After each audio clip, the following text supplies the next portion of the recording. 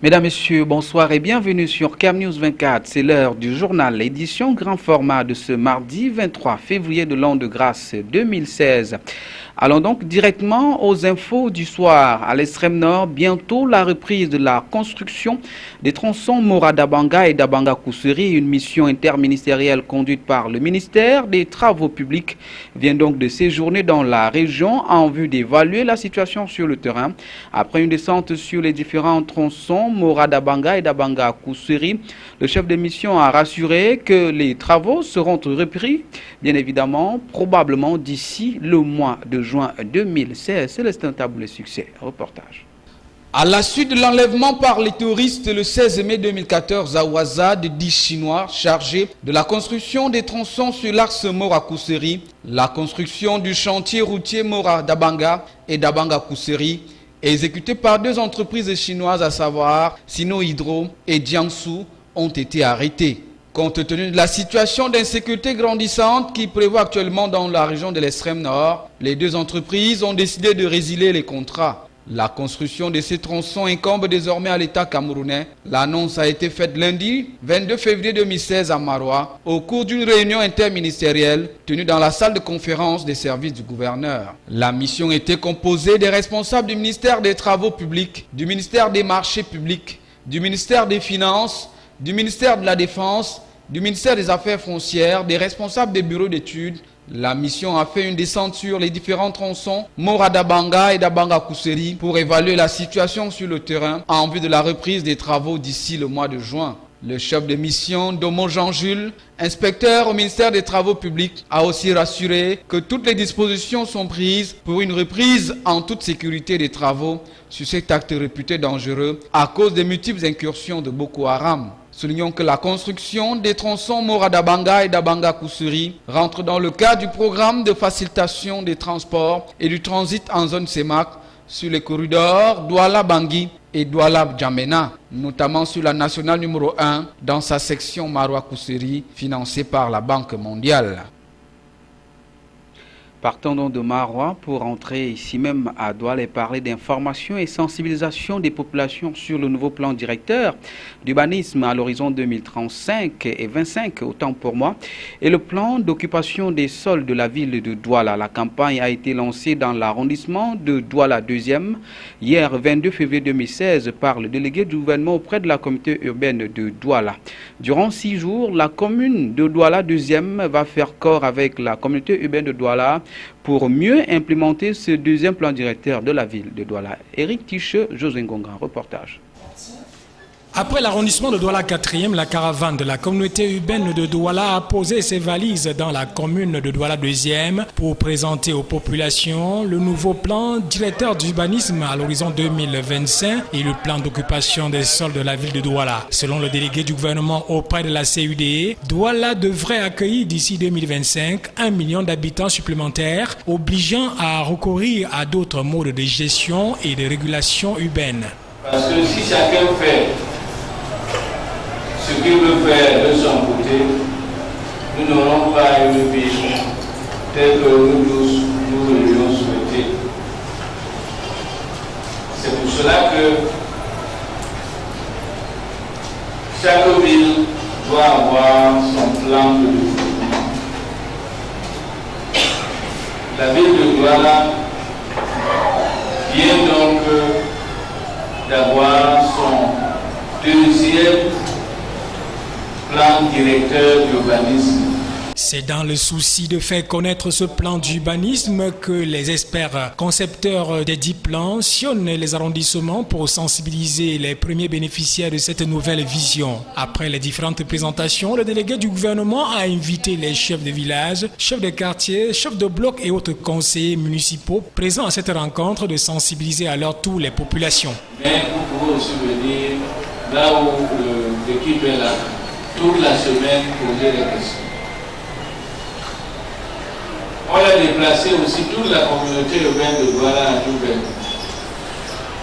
De ce jour jusqu'à samedi. Vous avez vu, il y a tous les engins qui sont là. Les équipes sont là. Ça veut dire que les routes qui n'ont pas d'éclairage, qui ont les poteaux, tout cela, on va changer le matin. Avant de clore son propos, le délégué du gouvernement auprès de la communauté urbaine a tenu à rassurer les uns et les autres de ce qu'aucune maison déjà construite ne sera démolie. Mais la nouvelle donne invite les populations à demander une autorisation de démolir avant toute modification de leur habitation et surtout arrêter toutes les constructions sans permis de bâtir. Journée internationale des langues maternelles, le Cameroun joue les prolongations. La 17e édition de la journée internationale dédiée donc à nos langues s'est célébrée ce mardi 23 février 2016 au Cameroun. À Yaoundé, c'est la ministre de l'Éducation de base, Youssouf Adidja Halim, qui a présidé les cérémonies en présence de son homologue des arts et de la culture, le ministre Narcisse Moelle Kombi. Les détails avec Salmon Fouet, Marcel Vandabin, donnant la nous à Paul Récit. Éducation de qualité, langue d'enseignement et acquis de l'apprentissage. C'est le thème retenu cette année pour faire le plaidoyer de l'approche équilibrée entre enseignement et apprentissage de la lecture et de l'écriture. Une approche qui, de l'avis de Youssouf Adidja Halim, s'inscrit dans la dynamique d'amélioration de la qualité de l'éducation au Cameroun. Il s'agit d'une démarche pédagogique en phase d'expérimentation dans certaines écoles multilingues pilotes du pays. La scolarisation en langue nationale a pour but de contribuer efficacement à la baisse du taux d'échec et de redoublement dans l'enseignement primaire de base. Des études menées il y a plus d'une décennie ont démontré que plus de 221 millions d'enfants des pays en développement arrivent à l'école sans comprendre la langue de l'enseignement. Dans la même veine, l'UNESCO fait observer que l'Afrique est le seul continent où la majorité des enfants débutent leur scolarité dans une langue étrangère. Dans le message de Irina Bokova de l'UNESCO, lu par le représentant de cette institution accréditée à Yaoundé, il ressort que les langues nationales sont des composantes essentielles pour une éducation de qualité, en ce sens qu'elles se positionnent davantage comme des véhicules par excellence des cultures qui nous promènent dans les méandres de la connaissance du monde. Le message de l'UNESCO est qu'il est maintenant scientifiquement prouvé qu'il vaut mieux que les enfants commencent à apprendre dans leur propre langue avant de se lancer dans d'autres langues. Et les essais que nous avons faits, les classes pilotes que nous avons dans le monde et ici au Cameroun, démontrent que les enfants qui apprennent dans leur propre langue apprennent plus vite et mieux. L'apprentissage des langues maternelles qui bénéficie du soutien de l'Agence internationale de la francophonie apparaît de toute évidence comme une tâche qui incombe avant tout à la famille et notamment aux parents qui devraient en faire les premiers éléments de socialisation des enfants. Classe multilingue, nous parlons, écrivons et lisons français, anglais et ewondo. L'ewondo occupe 80% sur tout ce que nous faisons. Et nous avons les autres 20% en français et en anglais. Lorsque nous avons commencé en 2013, là c'était la première année d'expérimentation, la CIL. En deuxième année, nous avons eu 70% en ewondo et 30% en français et en anglais. Actuellement, nous sommes en troisième année dans le cours élémentaire 1. Et au cours élémentaire 1, nous avons 60% en ewondo, langue nationale, et 40%. C'est avec quelques heures de retard que le Cameroun s'est joint à la communauté internationale pour célébrer ce mardi 23 février 2016 la 17e édition de la journée consacrée à la langue maternelle. La délégation régionale des sports et d'éducation physique pour le littoral a son nouveau patron. La passation de service entre le délégué sortant et entrant a eu lieu ce 23 février 2016 à Douala. La cérémonie, qui avait pour cadre la salle de conférence de la dite délégation, était présidée par le chef de division des affaires administratives et juridiques de la région du littoral, représentant Monsieur le gouverneur. Reportage Éric Ticheux, José Ngonga. Promu le 8 février 2016 dernier comme délégué régional des sports et de l'éducation physique pour le littoral, c'est ce mardi 23 février qu'Irène Patience Mungempondo a fait la passation de service avec Emmanuel Guidjo, délégué régional sortant. Précédemment délégué départemental des sports et de l'éducation physique dans la Sanaka maritime, la promue n'est pas un terrain inconnu. Elle qui a séjourné durant 7 années comme chef de service à la délégation régionale des sports et de l'éducation physique pour le littoral. En tant que la toute première femme à occuper le poste de délégué régional dans les services déconcentrés du ministère des Sports et de l'Éducation physique, elle compte mettre en pratique toutes les connaissances acquises auprès de ses prédécesseurs pour mener à bien ses missions. Les premiers chantiers, nous irons voir nos missions, nos missions. On n'aura pas une priorité à temps plein. Nous allons voir dans quelle mesure aller dans le sport scolaire, voir dans quelle mesure aller dans l'enseignement de l'éducation physique. Parce que d'habitude, nous mettons beaucoup plus d'accent sur le sport. Nous oublions l'éducation physique. N'oublions pas que c'est aussi un pan de nos missions. Donc, je mettrai l'accent sur le sport et l'éducation physique. Son prédécesseur Emmanuel Nguidjo a été appelé à faire valoir ses droits à la retraite après 30 années de bons et loyaux services dans la fonction publique et 3 ans à la tête de la délégation régionale MINSEC pour le littoral. Remercier toutes les autorités administratives qui m'ont accompagné, notamment les gouverneurs et les ministres qui m'ont accompagné pendant toute cette période. Maintenant, je dis la tâche est ardue, délicate et difficile, mais il n'en demeure pas moins qu'avec un peu de tact, de pugnacité, Madame et M. va atteindre des objectifs. Dans son allocution de circonstance, Mungé Pondo Irène Patience a dit compter sur le soutien de tous ses collaborateurs pour mériter la confiance de la tutelle. La représentante du gouverneur, quant à elle, assurait du soutien indéfectible du gouverneur de la région du littoral dans l'accomplissement de ses missions. En économie, une mission de la CEMAC, la Communauté économique et monétaire d'Afrique centrale, est au Cameroun dans le cadre d'une tournée de sensibilisation sur l'harmonisation de la gestion des finances publiques. C'était donc hier, 22 février 2016. L'équipe conduite par Paul Tasson, commissaire international, a donc une séance de travail avec les cadres du ministère des Finances. C'était en présence du ministre délégué Paul Elunche. Jean-Pierre Bitongo, Marcel Vondoaba. C'est en décembre 2011 que la CEMAC adopte 6 directives relatives à l'harmonisation de la gestion des finances publiques dans ses 6 États membres, le Cameroun, la Centrafrique, le Congo, le Gabon, la Guinée équatoriale et le Tchad. Ces directives visent à promouvoir une gestion des finances publiques moderne, efficace et transparente et à améliorer la comparabilité des données de finances publiques en vue de mieux asseoir la procédure de surveillance multilatérale sur les données plus fiables et plus comparables. 5 ans après, les 6 pays membres de la CEMAC n'arrivent pas toujours à transposer les 10 directives dans leurs droits nationaux, malgré des progrès constatés dans les différents volets du plan d'action de mise en œuvre. Il est constaté un retard important dans la transposition. Croyons fermement que l'échéance serait respectée au vu de tout ce qui est réalisé par les différents autorités ministérielles concernées, donc le ministère des Finances au premier chef, et par les plus hautes autorités de la République en général. Nous n'avons pas de doute que 2017, qui semble peut-être lointaine, mais qui n'est pas si loin.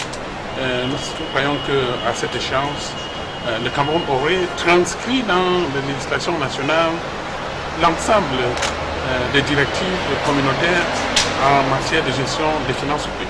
La situation par pays est très variée et les 6 pays membres de la CEMAC ont jusqu'au 31 décembre 2017 pour se conformer après les 2 premiers reports en 2013 et 2014. Concernant le Cameroun, les travaux de transposition des directives règlement général sur la comptabilité publique et plan comptable de l'État sont en cours. La commission de la CEMAC est dans l'attente d'être saisie du projet de texte pour avis conforme. Au terme de cette mission qui a pour objectif de sensibiliser en vue de lever les obstacles pour relancer le processus de transposition, la commission de la CEMAC et les autorités camerounaises devraient arrêter un calendrier de transposition conforme après des échanges sur les implications de la mise en œuvre du budget programme et les difficultés de transposer les dispositions des directives ayant une incidence sur la Constitution. En santé, sans l'ombre d'aucun doute, les moustiquaires imprégnés à longue durée d'action, MILDA, sont gratuitement distribués dans la région du littoral. À Douala, les distributions ont été prises dans les points de distribution pour que ces opérations soient une réussite. Colombe Katal, Benoît Normand. Chose promise, chose due. La distribution gratuite des moustiquaires imprégnés à longue durée d'action MILDA est effective dans la région du littoral. La stratégie de distribution a soigneusement été élaborée pour qu'aucun ménage ne soit laissé pour compte et le centre médical de PK13 à Douala n'a pas transigé avec ce principe. Notre centre le centre médical de PK13 représente le chef de l'aire de du Congo. Nous avons au total 6 sites de distribution, y compris le centre lui-même qui représente un site de distribution permanent. Et autour de ça, la vue de l'affluence, nous avons fait 2 tables de distribution, comme vous avez remarqué tantôt. Et puis, concernant l'affluence, nous remarquons qu'au fur et à mesure, la population se précipite pour récupérer leur MILDA. Il est clair que la phase de sensibilisation a porté des fruits. Dans les points de distribution, les retraits s'effectuent sans bousculade à la grande satisfaction des bénéficiaires. Avant l'année passée, il y avait vraiment, ou les années passées, il y avait vraiment beaucoup de bousculades parce que tout le monde voulait avoir et que les endroits où on donnait ces moustiquaires, il n'y en avait pas assez. Il y avait beaucoup d'affluence et beaucoup de personnes. Donc ça faisait vraiment, c'était fermé et que les gens n'étaient pas vraiment satisfaits. Néanmoins, quelques notes d'irrégularité ont été soulignées, mais des mesures ont été prises en vue de corriger ces insuffisances. Certains ménages, ils vont se présenter avec certaines plaintes. Tantôt, nous avons perdu notre boucheur, puisque le boucheur, c'est l'élément déterminant pour la récupération de cette MILDA, cette denrée-là. Parce que quand on parle de boucheur, c'est à partir de là que nous allons savoir la quantité de MILDA que nous allons remettre à la population. Mais nous avons une solution pour cela. Quand quelqu'un a perdu son MILDA, il doit faire la photocopie de sa carte d'identité et il doit, à partir de là, nous allons le retrouver puisqu'il doit aussi prendre le marquage de la maison. À partir du numéro du marquage, nous on va se récupérer à partir de notre registre de distribution et on va se retrouver et puis il aura son MILDA. Rappelons que cette distribution des MILDA s'inscrit dans le cadre de la 2e campagne nationale pour la lutte contre le paludisme. Les opérations dans le littoral constituent la 3e phase qui, elle, devra durer 1 semaine. À présent, prenons le round-up de l'actualité internationale de ce mardi. C'est avec nos confrères de l'AFP. Le régime de Damas accepte l'accord de cessez-le-feu proposé par Washington et Moscou. La trêve est prévue pour débuter samedi 27 février à minuit, heure de Damas. Elle exclut notamment le groupe État islamique et le front Al-Nosra, branche syrienne d'Al-Qaïda. Un petit répit pour les migrants de la partie sud de la jungle de Calais. Le tribunal administratif de Lille ne statuera pas avant mercredi sur le référé introduit pour tenter d'obtenir un report de l'évacuation. L'ultimatum des autorités devait expirer à 20h aujourd'hui. Il est de facto repoussé. Claude Guéant mis en examen pour complicité de favoritisme. L'ex-secrétaire général de l'Élysée a été entendu mardi par un juge financier dans le cadre d'une enquête ouverte sur des contrats passés sans appel d'offres à partir de 2007 avec les sociétés de Patrick Buisson et de Pierre Giacometti. Image choc dans un abattoir du Gard, certifié bio.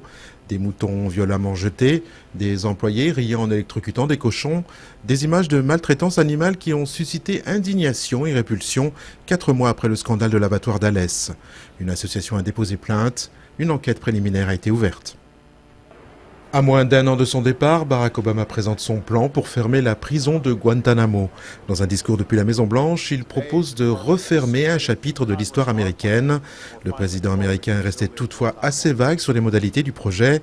13 sites sur le sol américain susceptibles d'accueillir les détenus ont été identifiés. Le coût total de ce transfert se situerait dans une fourchette de 290 à 475 millions de dollars. Dès le début de sa présidence, Barack Obama avait exprimé le souhait de fermer cette prison qui compte encore à ce jour 91 détenus. Près de 700 avaient été accueillis en 2003. C'est avec l'actualité au-delà de nos frontières que nous mettons un terme à cette édition d'information. Merci de votre fidélité à CamNews 24. Retrouvez d'ailleurs l'info sur le site www.camnews24.net. Mesdames, Messieurs, bien bonsoir.